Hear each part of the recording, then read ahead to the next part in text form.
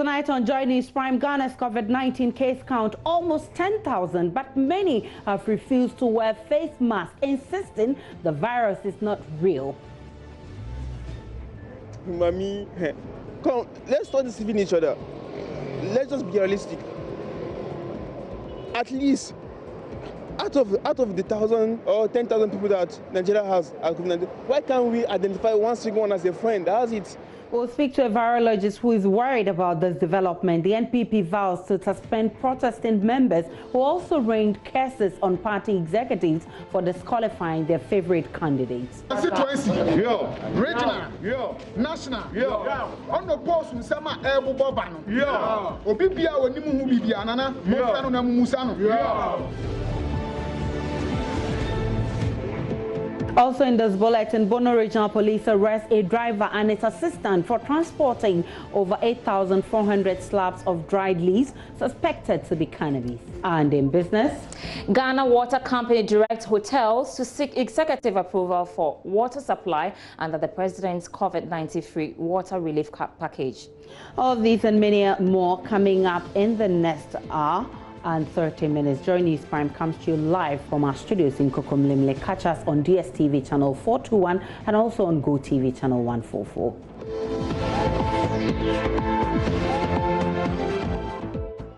Many thanks for choosing us. In our very first story, a drive-through Accra shows many people are without nose mask.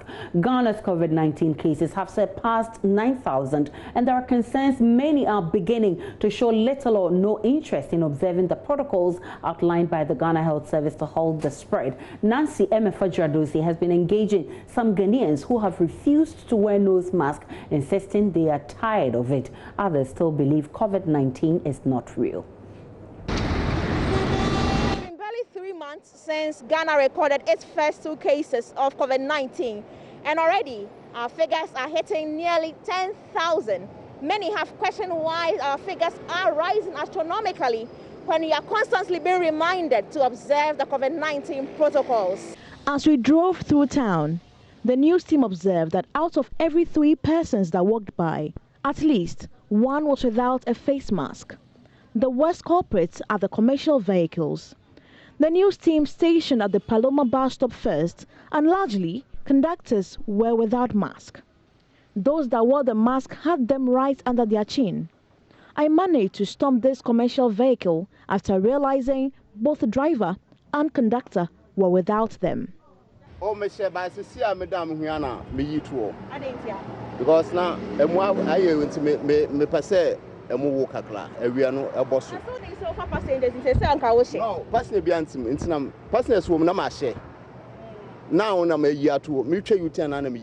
the conductor told me he's unable to properly shout when calling out potential passengers. Oh,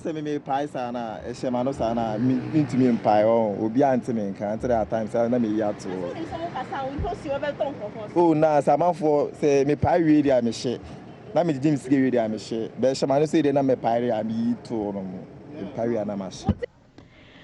people who were also on their bikes did not have masks on.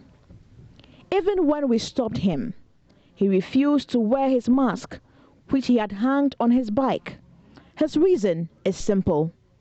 Yes, you are protected right now. And the purpose of the nose mask is for me, maybe not to transfer in case I'm even infected or not to contract. But since you are wearing, you are protecting myself and yourself. So when I'm entering the crowd, I just put on my nose mask. As we moved closer to circle, the number of people we met without mask was increasing. This man, Mohammed, is among the many that believes the virus is a myth until he sees it. Mommy, come, let's stop deceiving each other. Let's just be realistic. At least out of the 1,000 or 10,000 people that Nigeria has, why can't we identify one single one as a friend? That's it. And every day they keep telling us the number keep increasing. Now they'll say that it detect 20, 80. Why can't you then show us a single person that has it? If you have fever now, they'll say you have corona. No, mistakenly you first see this is corona. People are dying of hunger and they'll say it's corona. Let's just be realistic. Let's say the truth. The crew moved towards the tiptoe lane. People were sitting less than a meter apart and without mask. They would not speak to us, but only told us they were tired. The bus conductors I saw here will only point to where their masks are and smile.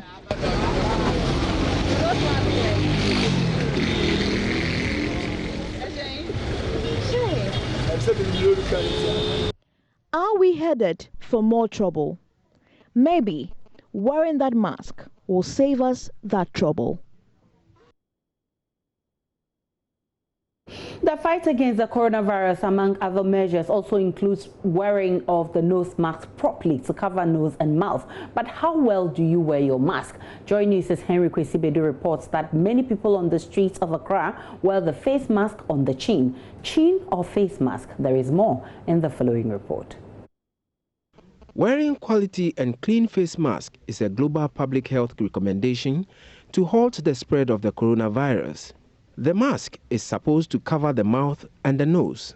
At the Kwame Nkrumah Circle here in Accra, where thousands mill to and fro daily, people are seen with their nose mask covering their chin. Some of the masks dangle from one ear to another, while others rest around the neck.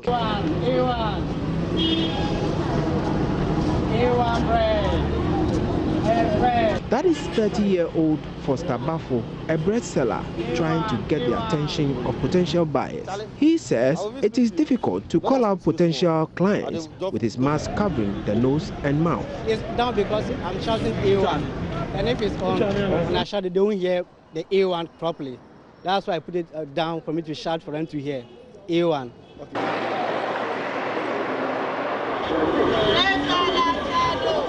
Same applied to young Toto conductor Bernard Kweku.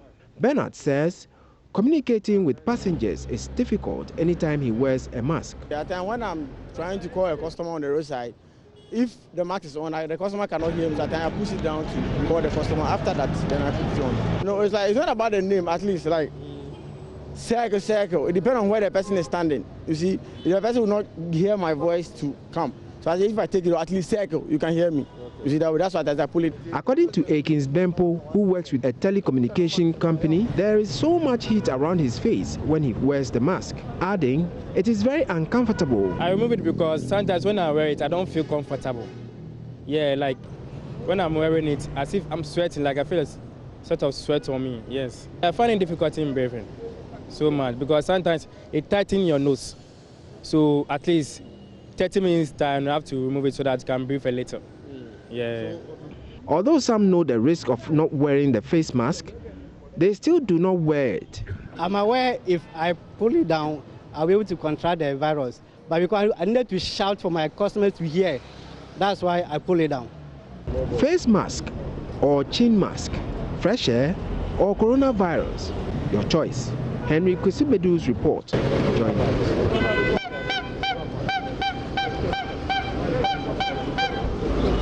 Now joining me via Zoom is a virologist at the Global Health Department, School of Public Health at the Kwame Nkrumah University of Science and Technology and leader at the Global Health Center at KCCR, Dr. John Amuesi. Good evening to you, Doc. Does this come to you as a worry that many people are beginning to get tired of wearing nose masks? No, good evening, Asha, and also to your listeners. I must point out, though, that I'm not a virologist. I am a medical doctor, and then I do also research, global health research. But to go straight to your point regarding the nose masks, it's a really important observation you have made that people are tired, and people are not tired necessarily of wearing nose masks, but I'm tired of the entire corona pandemic. People feel that they've had enough of it. But the thing is, it's not about how we feel, but about the reality on the ground. And the way we feel sometimes gives us what we call a false sense of security. So people are letting down their guard. And we're seeing this not only among the general population, but even among health professionals. Health professionals can get tired of doing the right things all the time. And it sometimes can lead to trouble. It is also very informative that just last week, towards the end of last week, the WHO officially changed its position regarding nose masks. Hitherto, the WHO was a bit ambivalent about nose masks, but now has categorically indicated that nose masks can have some protective effect and ultimately can reduce the rate of transmission. And so one would definitely not possible because people are tired. So what that means is we need to find a way of reinvigorating the population, of making people aware that the threat is continuous, there is no change in this threat, and there's a need for us to be increasingly vigilant. You know, how do you do this without alarming people? How do you do this without increasing stigma? And these are all questions that we need to ask ourselves. But the threat is real, and it's nowhere from less. At least it is definitely not less of a threat than it was before.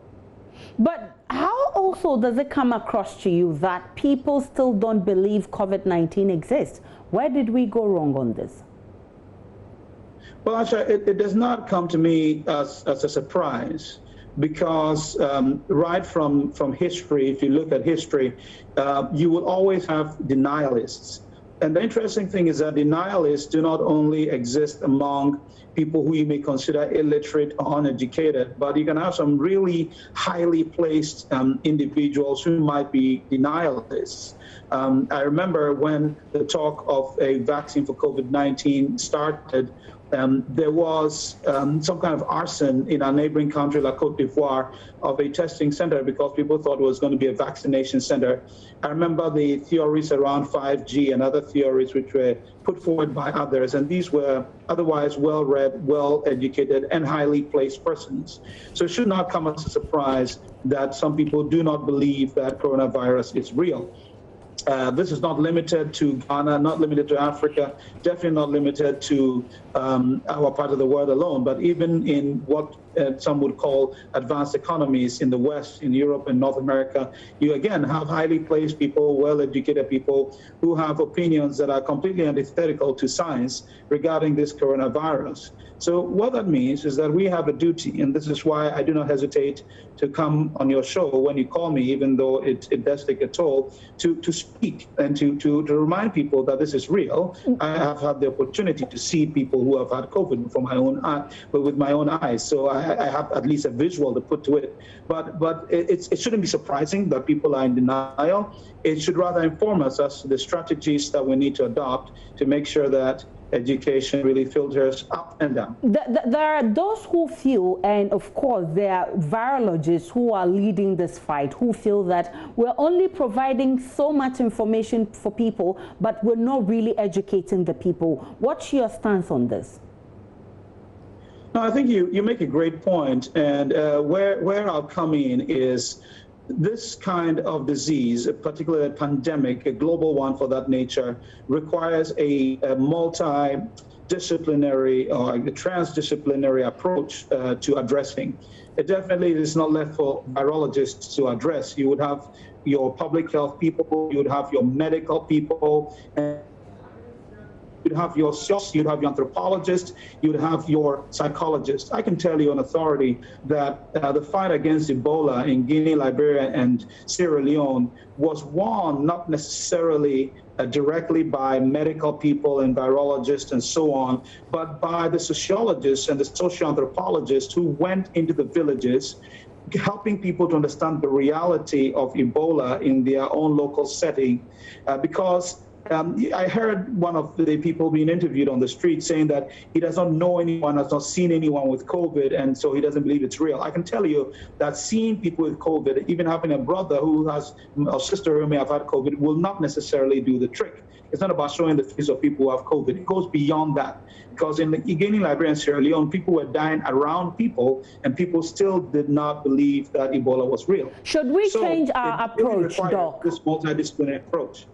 Should we change our approach? It's obvious probably our approach is not working. Well, I wouldn't say it's not working, Aisha. In fact, I can tell you again on authority that all these disciplines have been engaged extensively in this fight against COVID-19. What happens is, and again, this is one of the theories in sociology. I'm not a sociologist myself, but I did a bit of that, and it's something we call the diffusion of innovations theory. This is not an innovation per se, but it just tells you that with every introduction of an intervention, it will take some time for it to become accepted as mainstream. You'd always have a group of people who will be early adopters who take it up very quickly, and you'd have others who we call the laggards and who will take it up very, very slowly. And so what you realize has been done is you've got people who are champions, okay, people who can be identified in society, sports personalities, political actors, people in the arts and entertainment industry, who are all being enrolled to push this fight forward. What we need to do is to push this further into our local communities and give people a very personal understanding of COVID that goes beyond theory into something they can identify with within their own local situation. And it's a tightrope to walk doing this without unnecessarily alarming your population. But I can tell you that this is underway. I'm hopeful that it won't be long when we would have better outputs, but the longer this fight lasts, and this is where the challenge is, the temporal variable in there, the longer it lasts, the more difficult it becomes to sustain action, both in terms of educating people and getting people to comply with what is recommended. I'm grateful for your time. Dr. John Amoefi is a public health expert with the KNUST and also with the KCCR. Also in this bulletin, Matilda Agamu, a pregnant recovered COVID-19 patient who was stigmatized by members of her community at Bolgatanga in the Upper East region, has now given birth to a healthy baby girl. Matilda was the first coronavirus patient in that region, but despite having been treated, declared recovered and discharged, she was stigmatized together with her husband, who also later tested positive for the virus. Matilda was unable to reopen her shop for business, and her 8-year-old daughter was stoned by other children in the community. Now, 2 weeks after delivering her baby, Matilda tells Joy News correspondent Albert Sorry that things have generally turned around for her family after Joy News reported about her plight. Albert Sorry has more. Exactly 1 month ago, when Joy News first visited Matilda Agamu, she was traumatized and dejected, having gone through the painful ordeal of being stigmatized by people she once knew as friends and relatives. At the time, she was expecting her baby any moment, but she was also without any money to prepare for the baby's arrival. This was because Matilda had spent almost a month at the COVID-19 treatment center, and just as she was about to be discharged, her husband was also admitted, having contracted the coronavirus as well.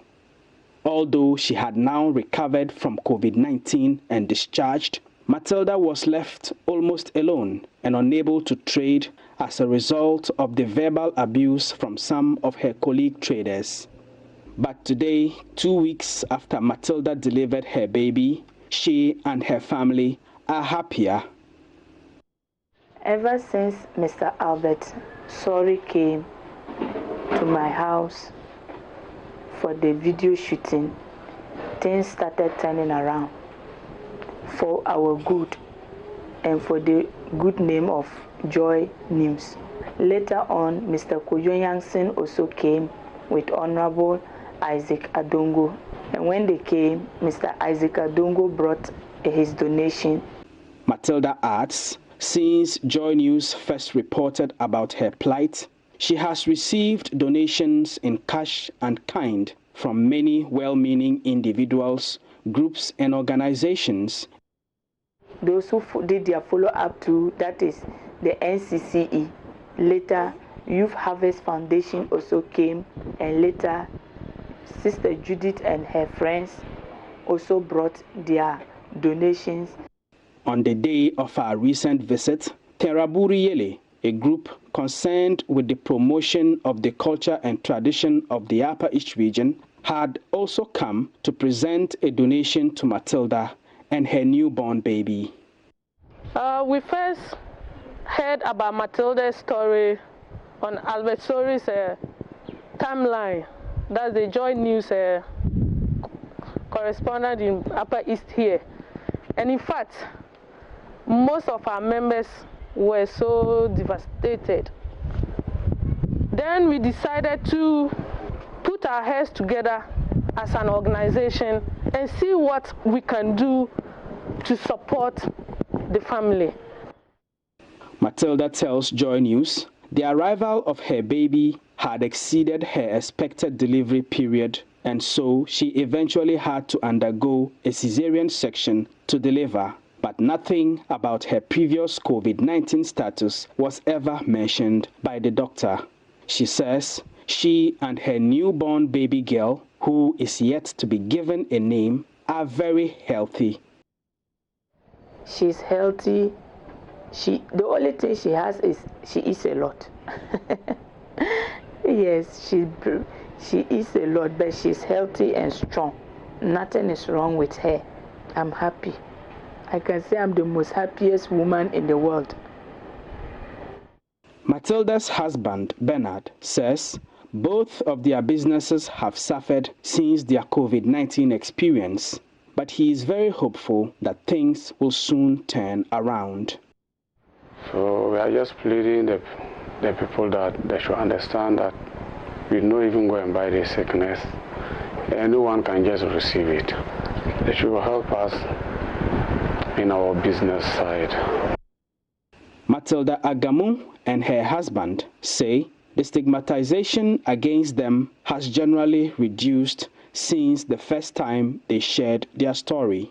Matilda will reopen her business as soon as her baby is strong enough. For now, she has decided to become an ambassador for campaigns against the stigmatization of people who have recovered from the coronavirus. She had already gone on some local radio stations to do a few campaigns with the help of the NCCE here in the Upper East region, and she hopes to continue this for as long as necessary. For Joy News, Albert Sori reporting from Bolgatanga.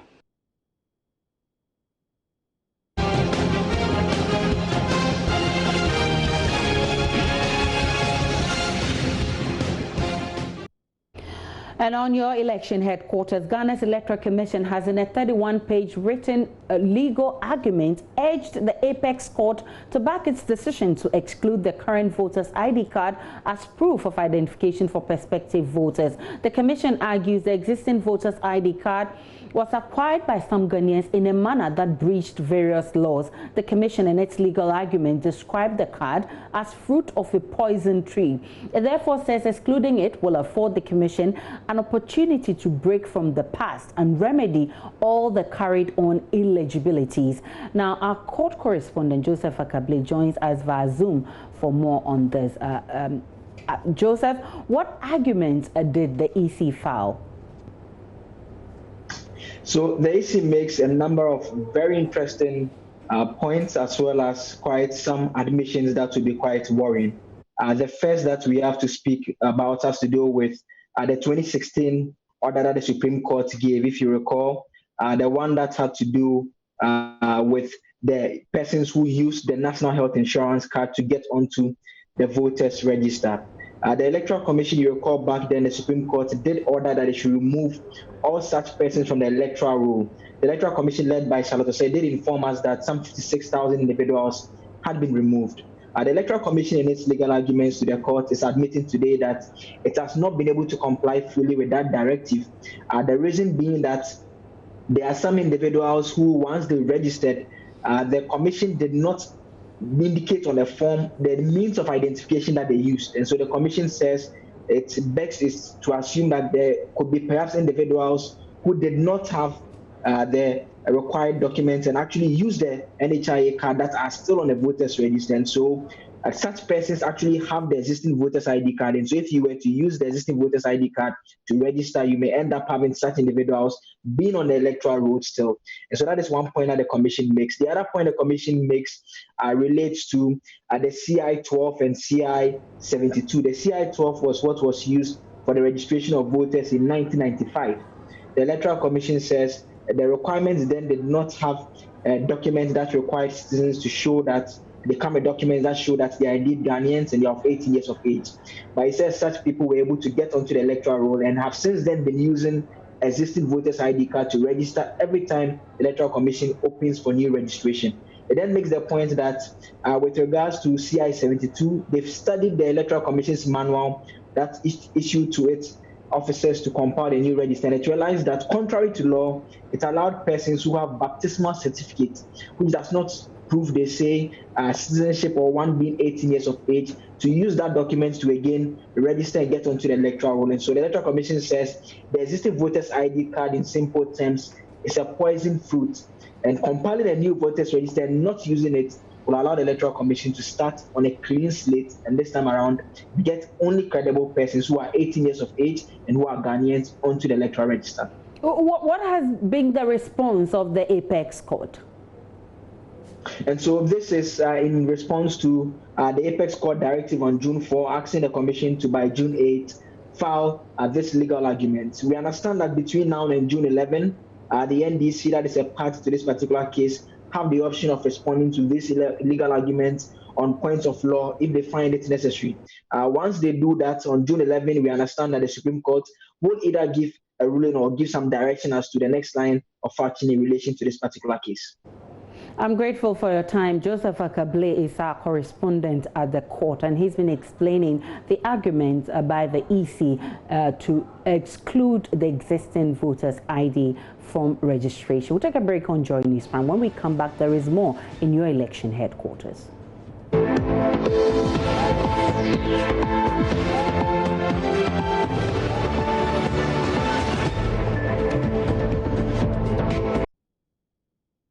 And it's time now for business. Sandra Penny is here with the details. Hi, yes, Sandra. all I can say this week is Vim for the week.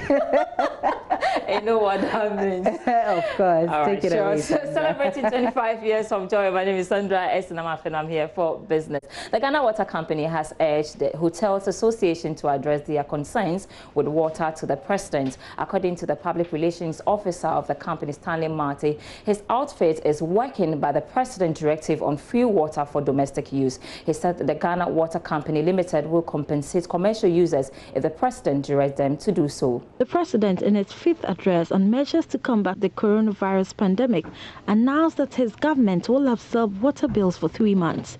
That is from April to June, as part of measures to ease pressure on Ghanaians. The government will absorb water bills for all Ghanaians for the next 3 months, i.e. April, May, and June.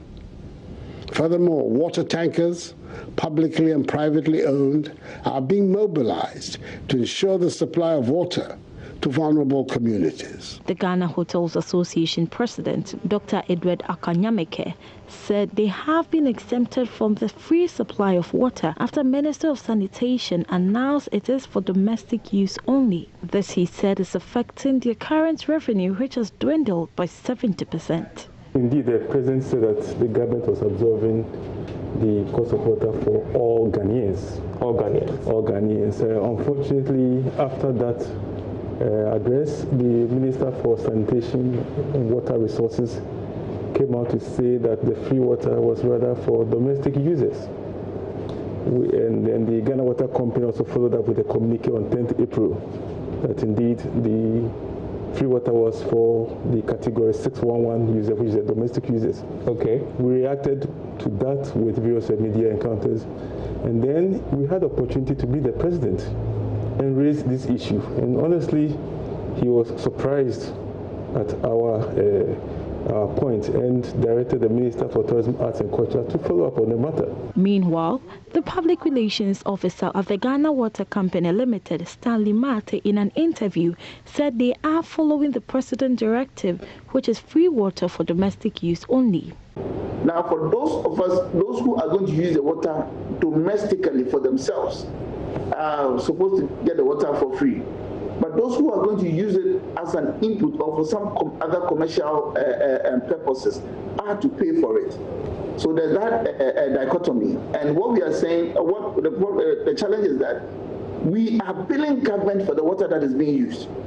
So if government comes back to say that my directive includes or included all commercial or industrial entities, there's no problem.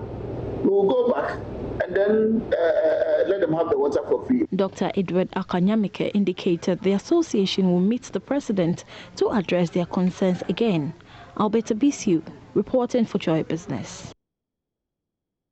In other news tonight, telecommunication giant MTN has responded to the announcement by the National Communications Authority, the NCA, to implement a specific policy that ensures a level playing field for all network operators within the industry. According to MTN Ghana, they respect the NCA's purview of to regulate the sector in Ghana based on legislation and best practices. However, they have not yet received a formal notification from the regulator. Hence, they will await a formal notification from the NCA. This follows a directive by government through the Ministry of Communication to the NCA to enforce provisions of Electronic Communication Act 2008 and the National Communications Policy to address glaring disparities in market share and revenue share in the telecom sector. And telecoms analyst Fawad Chalabi has been responding to this development. The new market structure is based on the open market because there is so many operators and there was no monopoly. So based on the competition, this is how the market structure, or we can say that the market has led MTN to be the leader for so many reasons. What I'm saying is that this is due to the investment done by MTN and so many value-added services that is presenting and the quality of service that is done by them. So it is when you have so many operators in the market, and even in a previous period there was a complaint is that the number of operators is too many. There has been a merger between Airtel and Tigo. Vodafone is in the market, and all players who are in the market are international players. But it's about taking opportunity. The 4G license, for example, has been in the market for a while, but it was MTN who grabbed the opportunity and started the 4G. And definitely this has led to an increase in the market share. In addition to the mobile money, they were the leading party in the mobile money. So as well, this is added to their market share. So they were doing something wrong, right. They weren't doing something wrong. So if you are doing the right thing, you should be rather compensated, and you're investing, you should rather be compensated. Swamkele Mane in a televised broadcast where he said that though the implementation process for the agreement has been slowed, the Secretariat is putting in measures that will lessen the impact of the pandemic on member states. That's all for the first part of business. I'm back after 8 p.m. with more.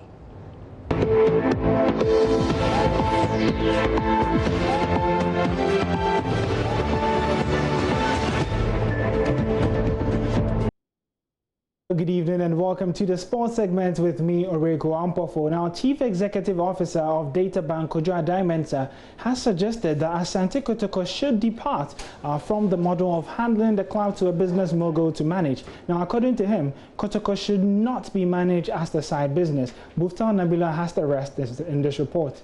ASANTE KOTOKO is always handed to business moguls to manage the affairs of the team. This mode of administration over the years have been censored by many Porcupine fans. Kojo Adai-Mensah, Chief Executive Officer of Databank, reckoned the club would struggle to be successful with the current structure. The current model KOTOKO has run, or the model KOTOKO has run for the past few years, won't take us anywhere. We may win the Ghana Premier League here or there, but we will never win Africa with this model. We can't go far. The model is outmoded. This model of a philanthropist coming in, and then he's the one that is doing everything and appointing left, right, center. You don't even know whether it's professionals. Look, it's usually, apart from the coach that will be appointed, who is usually fully, properly certified, everybody else is either my friend or somebody who has been associated with the club. Are they professionally qualified to do exactly what they are doing? In other jurisdictions, clubs are handed to specialists in the industry of football. Mr. Adai-Mensah wants the record Ghana Premier League champions to be managed by companies whose core duty is football administration. Otumfuo must give this club to a company that has sports as its core business. Like, I mean, the Liverpool model is the Fenway Group. Yeah. They own it's not only Liverpool they own. They own different franchises. And they bring to bear professionals to run the club. So you bring such a firm, and I'm not thinking only locally. Yes. Actually, I don't know if there's a local firm, but I've seen a few proposals that a local firm has put out. It can be foreign. You bring them in, and then you give them milestones. After 3 years, you want this. After 5 years, you want this. After 10 years, you want this. Then after 10 years, the team reverts, and then whether we will renew or we will not renew, that kind of model is, you need people whose core business is football, not somebody who has a core business and is now running KOTOKO as a side. Because KOTOKO is not our current bankroller. KOTOKO is not his core revenue. He has a core revenue somewhere. So in my mind, KOTOKO is a side business. How can you run KOTOKO as a side business? Life patron of KOTOKO, Otumfo Osetutu, recently inaugurated a board headed by Dr. Kwame, who has been in charge of the club since November 2016. Well, that wraps it up for the sports segment here on the Joy News channel. My name is Oreko Ampofu. We do have some more sports stories for you later on the bulletin.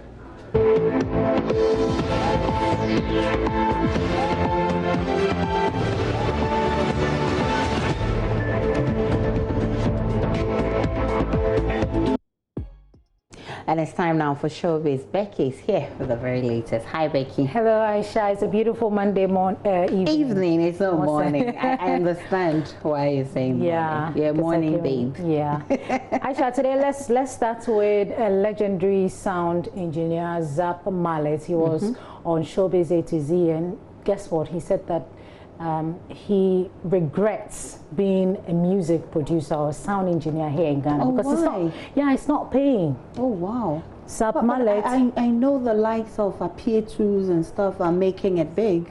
Oh, did they tell you that? Okay, maybe it's just an assumption.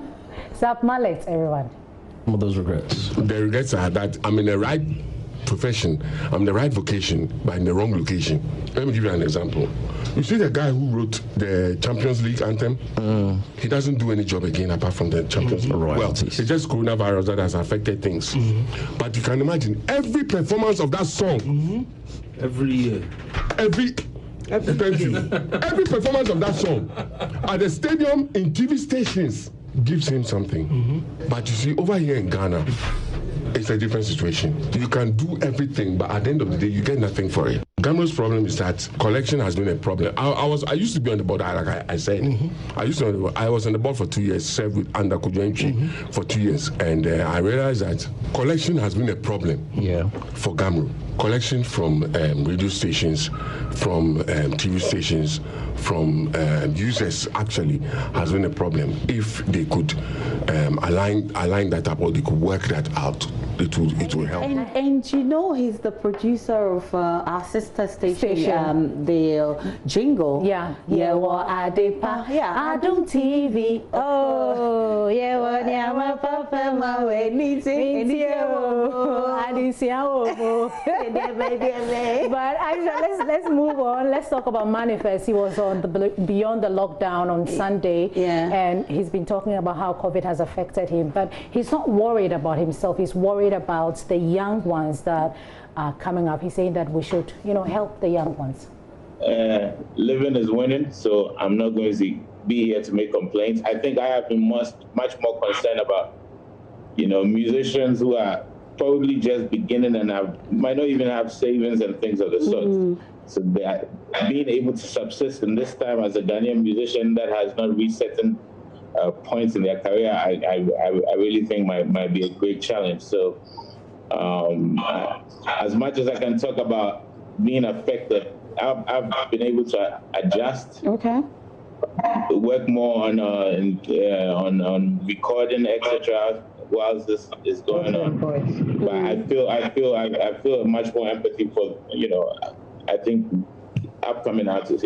All right, so that was Manifest, Aisha. And Aisha, the fight and standing up against rape is getting stronger as Nigerian celebrities like Tonto Dike, Hilda Dukubu, Real Worry Pekin, Stephanie Coker, and others take to the street to protest against rape in Nigeria. So basically, that's what's happening inside Nigeria. And Tonto decided to join, you know, it's a conversation that needs to be paid attention here in Ghana as well. Yes, and also Simi, still in Nigeria. Simi, do care. I've heard about Simi, but I really don't follow her music. Simi had a baby, so when she was pregnant, she created that song Do Care. Today she had a baby, the baby's name is Dija. Congratulations to Simi as she welcomes a baby together. Congratulations. We love Simi. So Simi Sim, I can't. Well, I really want to. And thanks so much for bringing us showbiz. Of course, Aisha, anytime.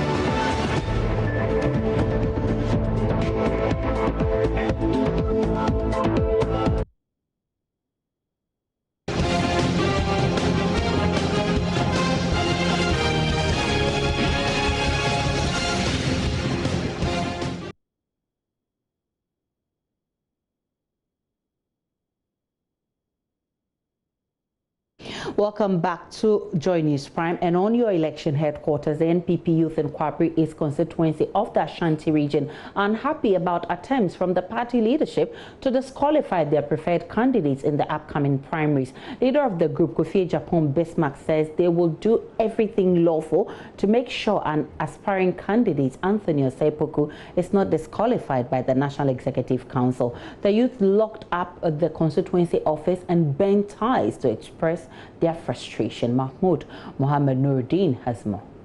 The reason for our displeasure today is all about the pending promise that the party is organizing in order to mobilize forces for the 2020 election. Kwabri East has been an outstanding constituency when it comes to election and when it comes to electing MPP into power.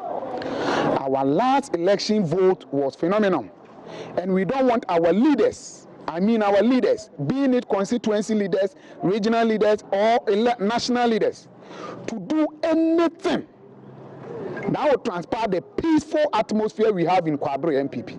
All what we are asking for is delegates knows what is good for the people of Kwabri. Yes.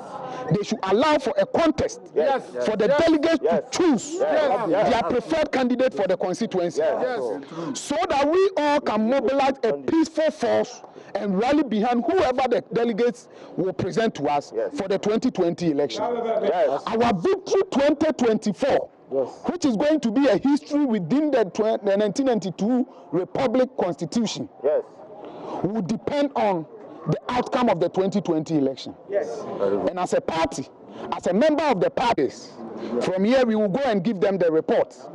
And should the party fail, I know the leadership of this group, Kwabri Youth Movement, Concerned Youth of Kwabri, Concerned Delegate of Kwabri, and Kwabri Development Movement will sit down and decide on the next move forward. Every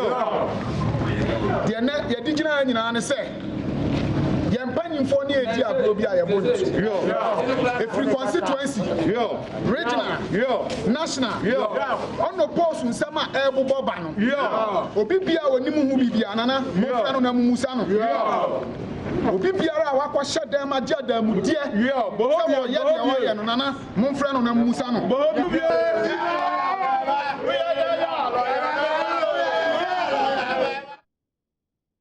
Well, the NPP has vowed to deal with people who invoke curses on party executives, but all is said for the upcoming parliamentary primaries of the New Patriotic Party. But some 65 parliamentary aspirants of the governing New Patriotic Party will go unopposed. This is because the National Executive Committee of the party has paved way for them. The development would allow the first Deputy Speaker of Parliament, Jose Owusu, the Majority Leader, Oseche Mensah Bonsu, the Education Minister, Dr. Matthew Opoku Prempeh, the peace of mind to concentrate on government and personal interest as they are assured of another term in Parliament. My colleague Kwesi Parker-Wilson has more.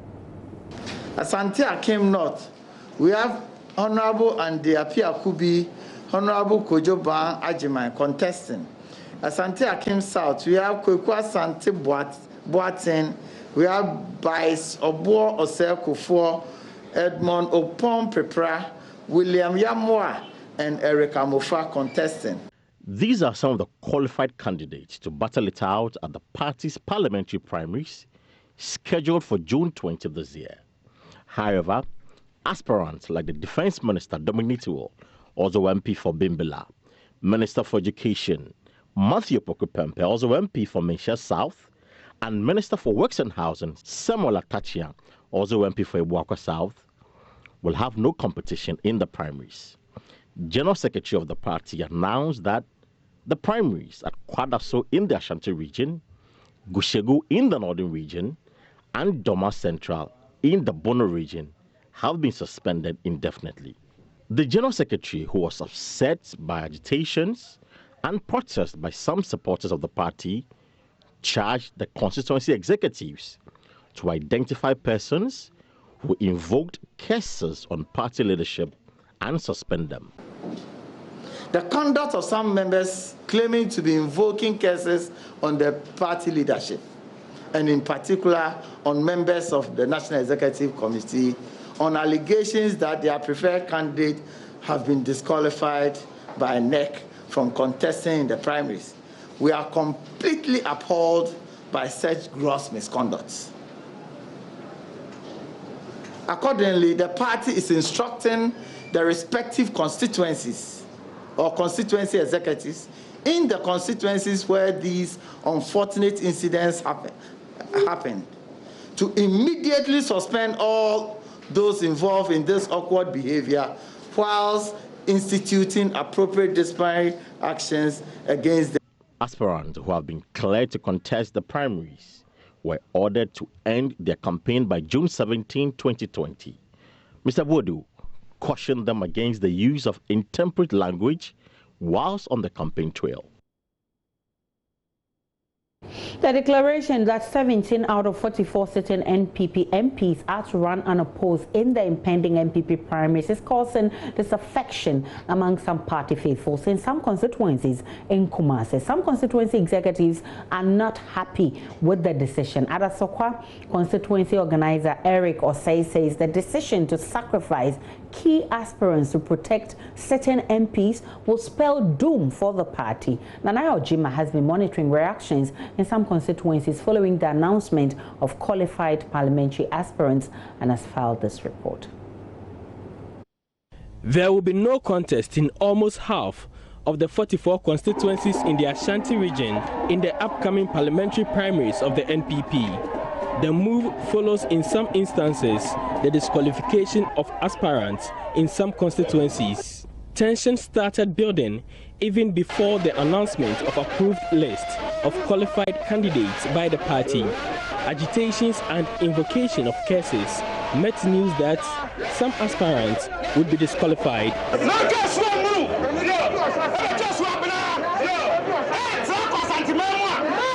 Offenso, Asokwa and other constituencies saw anger of party supporters explode as they cursed party executives perceived to be fighting against their bid.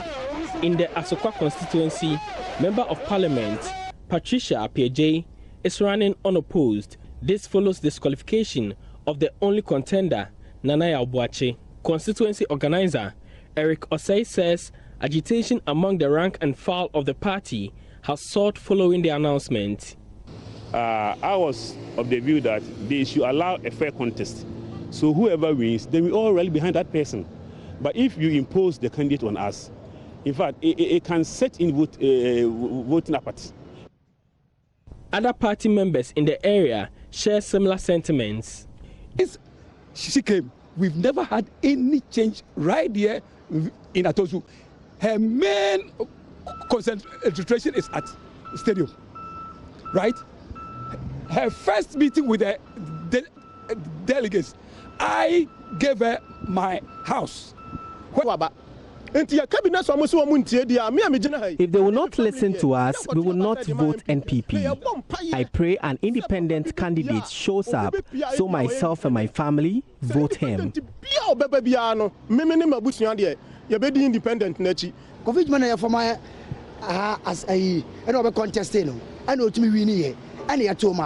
Why is it now we contesting contesting? So wild jubilations among followers of Madame Grace Addo. Madame Grace Addo until recently, after 2016, was the MP for the Manson Kwanta constituency. And now in 2020, she's staging a comeback. Why they are this excited is because over the weekend, they had news of possible disqualification of their candidate. I was at home when people came around, always calling on me to come back and take the seat. To come back and take the seat and deliver them from what they term to be very terrible for them. That even though I was in the opposition, I was doing better than what they are seeing now. Meanwhile, Subin will see a hot contest as one of the aspirants, Frank Diodu, was dropped from the list. Incumbent Eugene Entry will now face off with J.B. Dankwa, who was defeated 4 years ago by the incumbent. Mr. Entry speaks about his chances. In terms of actual development, infrastructural development, since independence, it's under my administration that Subin has witnessed such levels of unprecedented development, infrastructure development. More so, the welfare of the delegates, you can see this morning how they all turned up in their numbers. The welfare of the delegates is also paramount. From Kumasi for Joy News, Nana Ojima reporting. Now, the opposition NDC is fighting off claims by President Akufo-Addo that infrastructure projects captured in the Green Book are mere fantasies. Former Deputy Communication Minister Felix Kwakye accused the president of failing to pay attention to details and questioned why government will release 2.2 billion cedis to pay debts owed to road contractors who had executed road projects captured in the Green Book. My colleague Kwesi Parker-Wilson has more. We made a pledge to the Ghanaian people to expand and improve the road network while closing the missing links in the network. We had to make this pledge because we know that the so-called unprecedented infrastructure development of the Mahama administration was fantasy, existing in the Green Book and not on the ground. This comment from the president sparked a news conference. The former Deputy Communications Minister, Felix Kwakye, outlined a number of projects executed under the Mahama administration, insisting the projects as captured in the Green Book indeed exist. In view of the abundance of evidence over the accuracy of the contents of the Green Book, there are only two possible explanations for the consistent falsehood of the president on the matter. It is possible that despite having heard about it, President Akufo-Addo has never cited a copy of the book. It is also entirely possible that he is fully apprised of the contents of the Green Book, but has chosen the path of falsehood, insofar as it enables him to mislead fanatical supporters of the NPP or unsuspecting members of the Ghanaian public, and in the process hide his dubious reputation as the least performing of all Ghanaian leaders, at least in the area of infrastructure and capital investments. For the avoidance of doubts, there is not a single project in the Green Book which does not exist on the ground today, or for which clear context has not been provided regarding its status. He also accused government of failing to improve the infrastructure projects in spite of loans procured by this government. The danger that the Green Book poses to President Akufo-Addo is a grave one, as it provides the most compelling and visceral proof of his mediocre performance compared to his predecessor. Lip service has continued to be paid to President Akufo-Addo's promise to build a rail line between Ghana and Burkina Faso. And with 6 months to the expiration of his tenure, no tangible work has been done in that direction.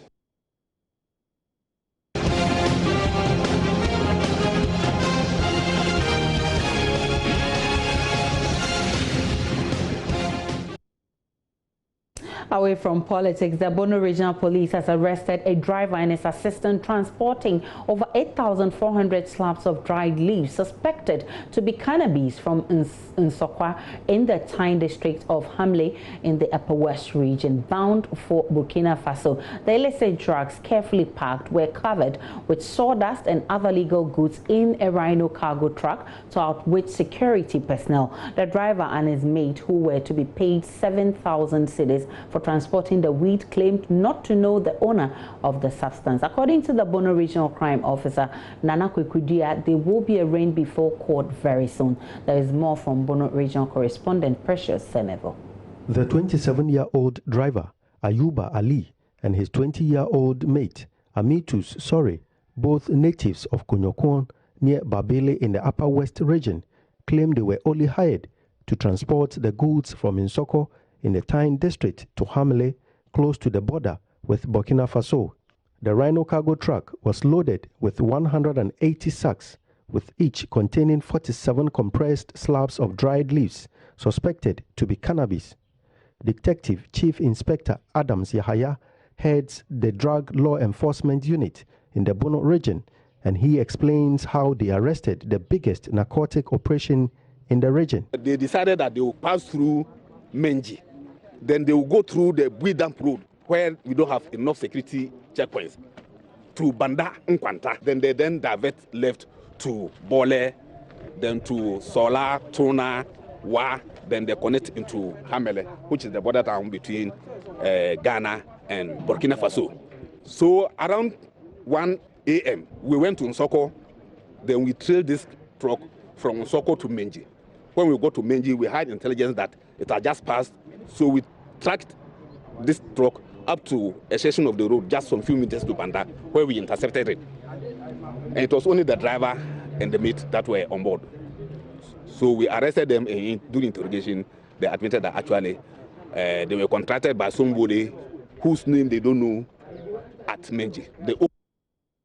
Former Energy and Petroleum Minister Emmanuel Amakofi-Boa has hit back at the NPP government, describing it as terrible when it comes to management of the oil sector. Deputy Energy Minister Dr. Mohammed Amin Adams last week on PM Express accused the erstwhile NDC administration of leaving a legacy of debt in the oil sector for the NPP, but Amakofi-Boa, in a yet-to-be-aired interview on PM Express tonight on the Joy News channel, explains the NDC laid a fertile ground for the NPP, yet it abused it. Do you think it's the NDC who brought the 450 power badge?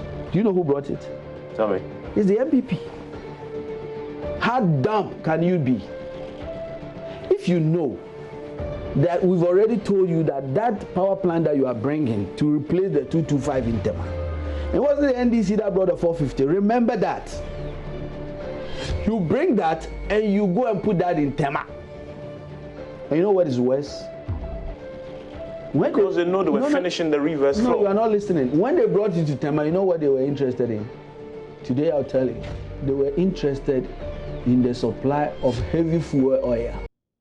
Welcome back to business. Clearance of goods at the Tema port is yet to improve despite a fresh set of measures introduced by management. It's been over a week since operations at the Tema port was disrupted due to challenges with a new port management system, UNIPAS, also known as ICOMS. So the question we are asking is ICOMS deployment the new normal? And we'll be engaging President of the Ghana Institute of Freight Forwarders, Edward Akron, shortly. But first, let me take you through Ghana's customs digitization process so far. And if you can see that on your screens, in 2002, Ghana Community Networks, that's the GC network, set up, and the role was to properly automate the country's customs process. And in 2015, destination inspection companies whose services had been engaged since the 2000s was phased out, and their role, you can see what they were supposed to do there, and that ushered in the second phase of the development of the Ghana National Single Window. And then 2017, the paperless port policy initiative was introduced. And then 2020, now we have Unipass, and they are the IT network operator for Unipass.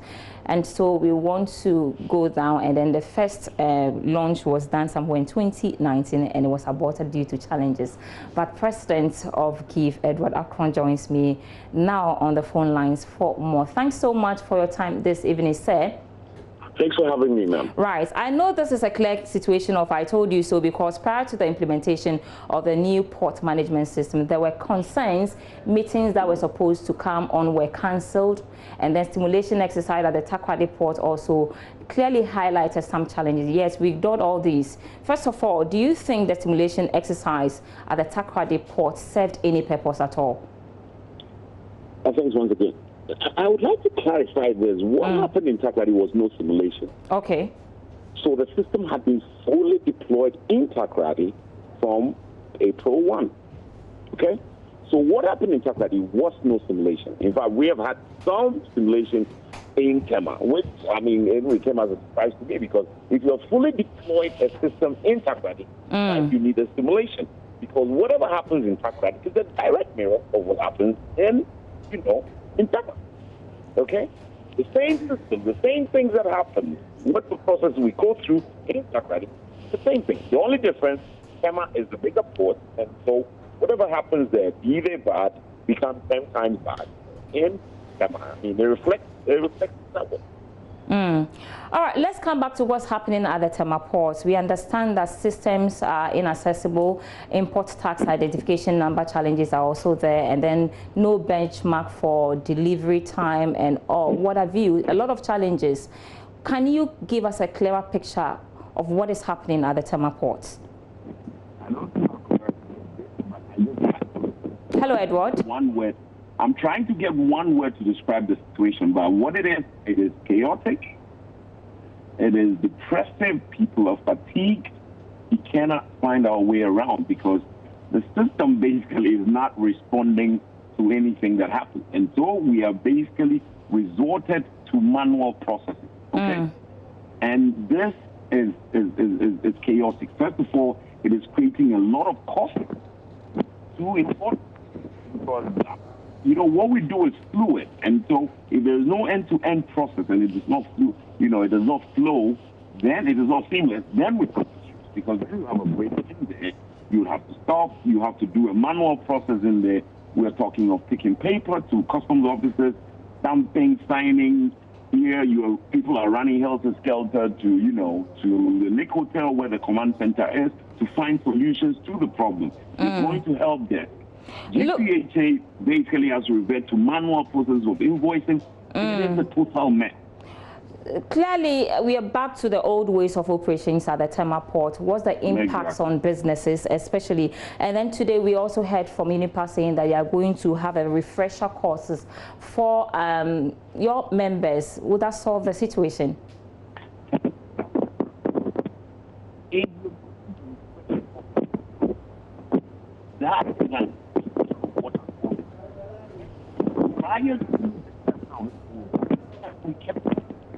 Looks like we are having challenges connecting with him. Your sound is quite bad, and we'll have to leave it here, but we'll certainly visit this topic back again to see what is happening at the Tema port. To the commodity market now, where crude oil open trading for the week, selling at $40.94 a barrel. More in commodity news.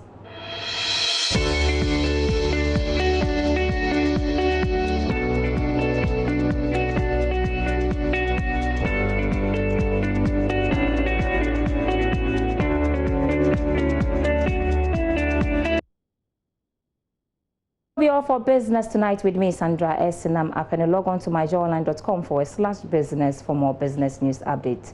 Thanks so much for watching. Good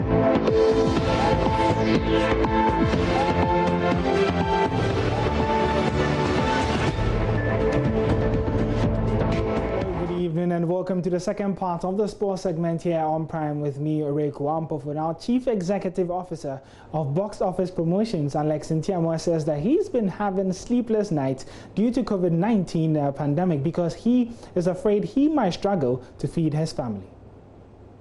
The COVID-19 pandemic has halted all events globally. The livelihood of boxing promoters hinges on organizing events, that is, fight nights. But due to the pandemic, Ghana Boxing Authority suspended all activities, including issuing licenses for boxing promoters.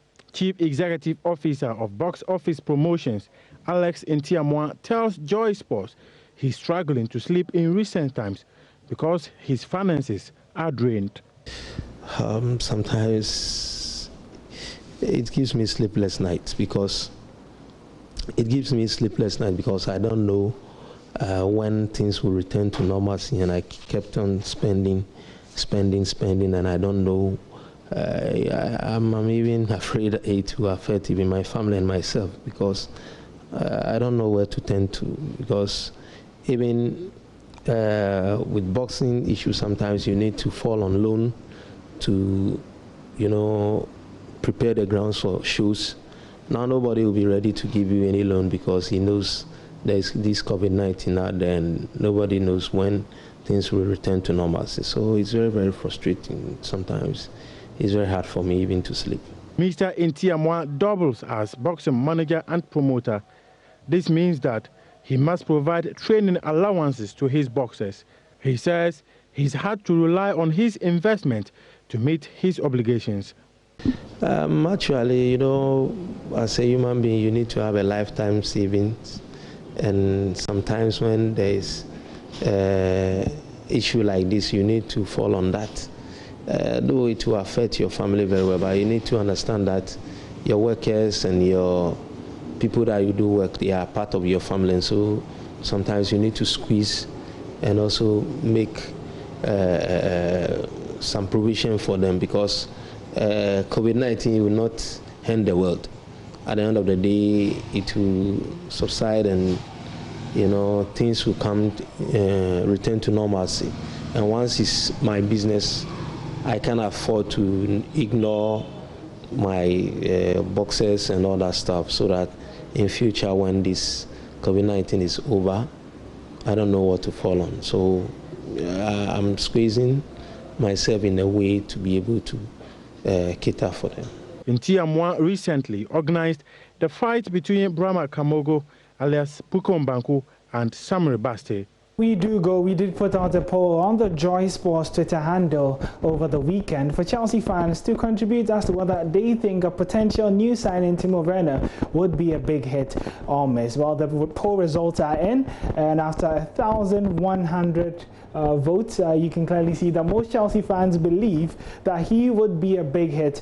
Of course, Chelsea have agreed verbally with Timo Werner and have up until 15 June to pay the €50 million buyout clause. But as to whether he will be a big hit or miss, time will tell.